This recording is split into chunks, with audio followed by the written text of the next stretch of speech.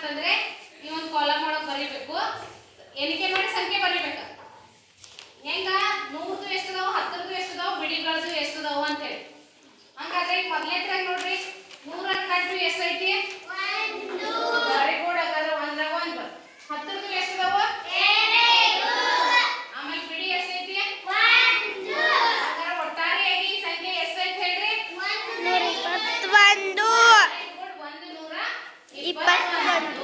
ಸರಿ ಗುಡ್. ಆಮೇಲೆ ಇಲ್ಲಿ 100ರದು ಎಷ್ಟು ಗಂಟೆ ಅದಾವ? 2. 10ರದು ಎಷ್ಟದಾವ? 1. ಬಿಡಿ ಎಷ್ಟದಾವ? 3. ಸಂಖ್ಯೆ ಹೇಳ್ರಿ? 213. Very good. 213. Very nice. ಆಮೇಲೆ ಇಲ್ಲಿ 100ರದು ಎಷ್ಟದಾವ ಎನಿಸ್ರಿ ಗಂಟ? 7 ರೀ. 7. Very good. 100ರ ಗಂಟು 7. 10ರ ಗಂಟೆ ಎಷ್ಟದಾವ? 0. 0. ನೈಸ್. ಬಿಡಿ ಎಷ್ಟದಾವ? 0. ಹಾಗಾದ್ರೆ ಈ ಸಂಖ್ಯೆ ಎಷ್ಟಾಯ್ತು? 700. Very good. ಇದು 700. ನೆಕ್ಸ್ಟ್ ಇಲ್ಲಿ ನೋಡ್ರಿ 100ರದು ಎಷ್ಟದಾವ? 2. 10ರದು ಎಷ್ಟದಾವ? 2. ನೆಟ್ಟಿಂಗ್ ನೋಡ್ರಿ 0. 0. ಗುಡ್. ಆಮೇಲೆ 1ರದು ಎಷ್ಟದಾವ? ಬಿಡಿ ಎಷ್ಟದಾವ? 2. ಈ ಸಂಖ್ಯೆ ಎಷ್ಟಾಯ್ತು? 102. Yes good. 202. 2. ಜೋರಾಗಿ ಹೇಳ್ಬೇಕು ಶ್ರದ್ಧಾ.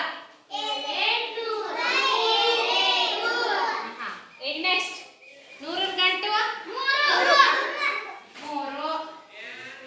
ಆಮೇಲೆ 10ರ ಗಂಟು 3. ಬಿಡಿ 4. ಈ ಸಂಖ್ಯೆ ಹೇಳ್ರಿ?